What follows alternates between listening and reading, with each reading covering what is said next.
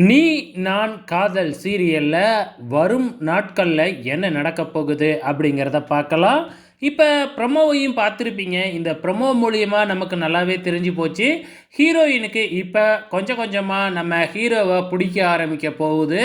So, அதற்கான ஆரம்ப கட்டம் தான் இப்ப இந்த முரளி என்ன செய்றாரு அப்படின்னா, தான் ஹீரோயின் முன்னாடி ஹீரோ ஆகணும் அப்படிங்கிறதுக்காக வந்து பார்த்தீங்கன்னா, அடியாட்கள செட் பண்ணி வந்து பார்த்தீங்கன்னா, ஹீரோயின கிட்னாப் பண்ற மாதிரி வந்து பார்த்தீங்கன்னா, ஒரு இத நடத்துறாப்ல. ஸோ, எப்பயும் போல ஹீரோ மாதிரி போயிட்டு ஃபைட் பண்ணி ஹீரோயின காப்பாத்துனா, ஹீரோயின் மத்தியில தான் ஒரு ஹீரோ மாதிரி ஆவாங்க இல்லையா?